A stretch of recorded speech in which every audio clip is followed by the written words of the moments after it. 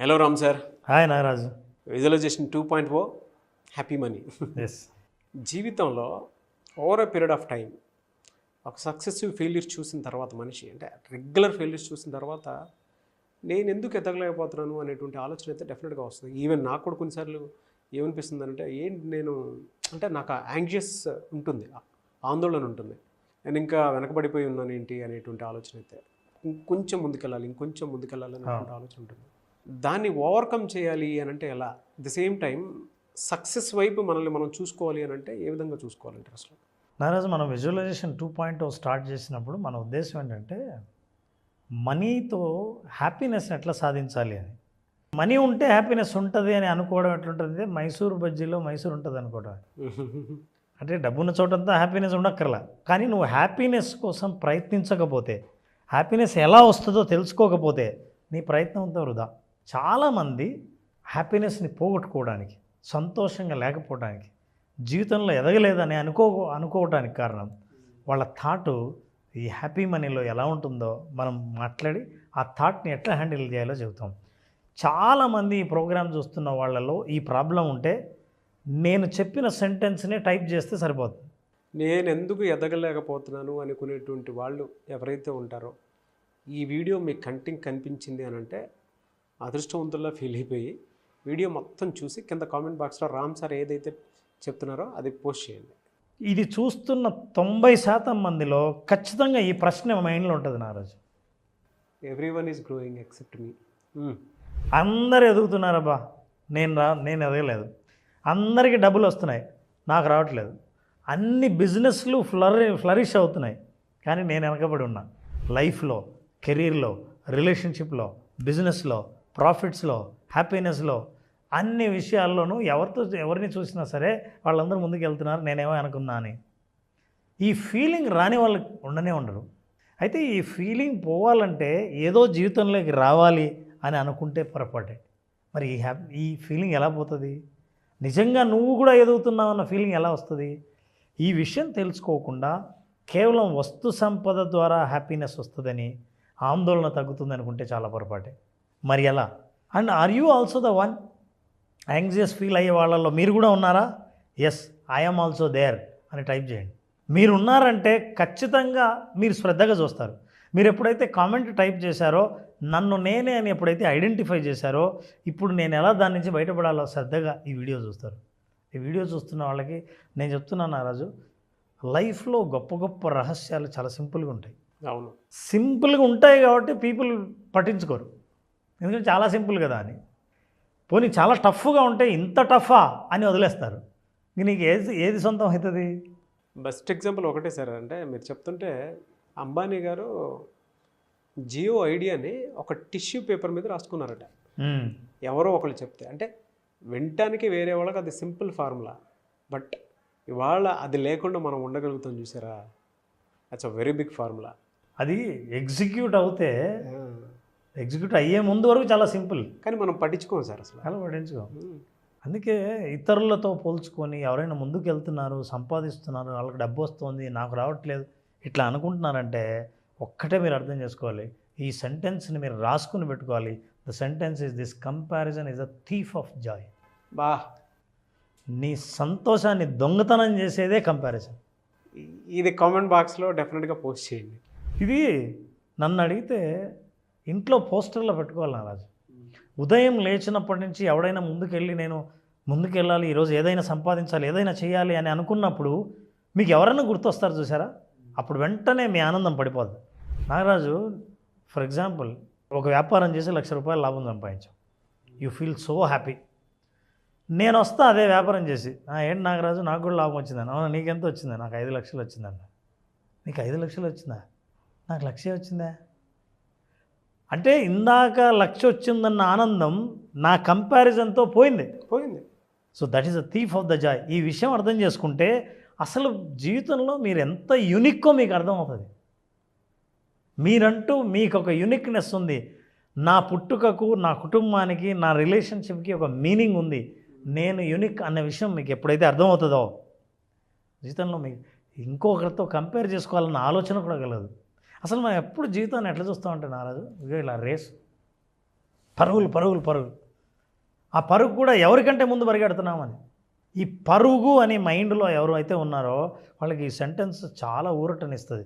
మన దగ్గరికి కౌన్సిలింగ్ వచ్చిన వాళ్ళు, కోచింగ్ తీసుకునే పెద్ద పెద్ద సెలబ్రిటీస్ కూడా నేను చూపించే ఈ సెంటెన్స్ చూసిన తర్వాత దే ఫీల్ రిలాక్స్డ్.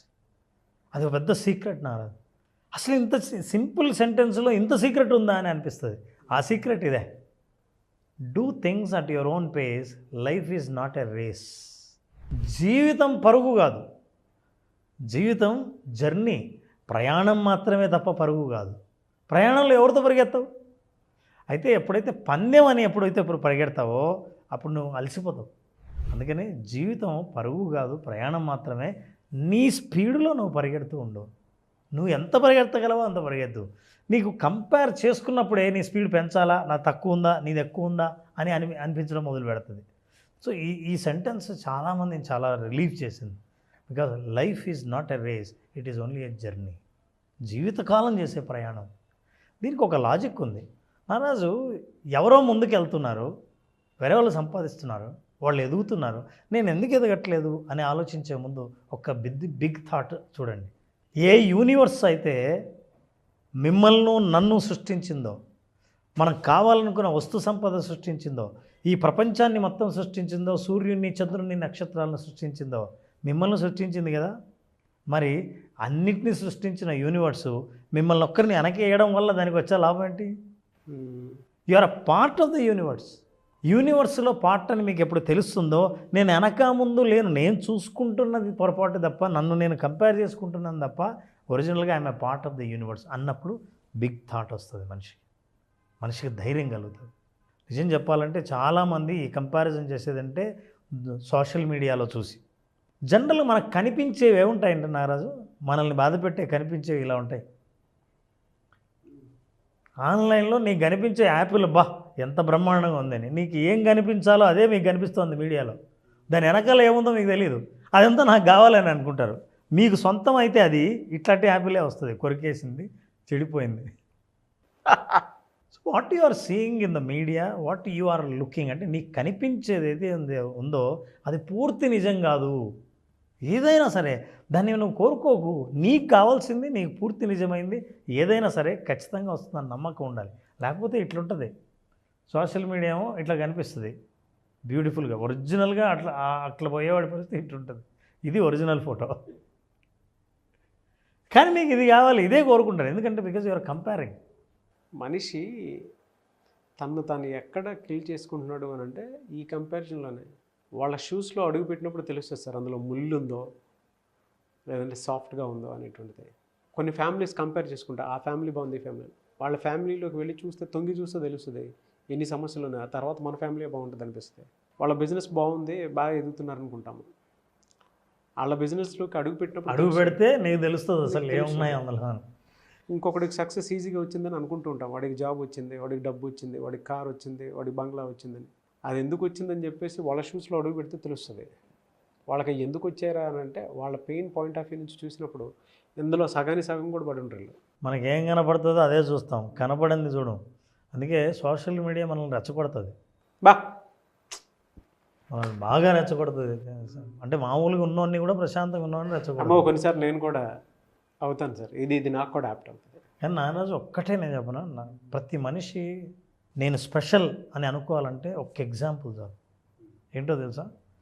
ప్రపంచంలో ఎన్ని కోట్ల మంది ఉన్నారో అన్ని కోట్ల మంది అన్ని కోట్ల యూనిక్నెస్ ఉందని చెప్పడానికి ఇది ఒక్క ఎగ్జాంపుల్ చాలు. I'm showing you that example.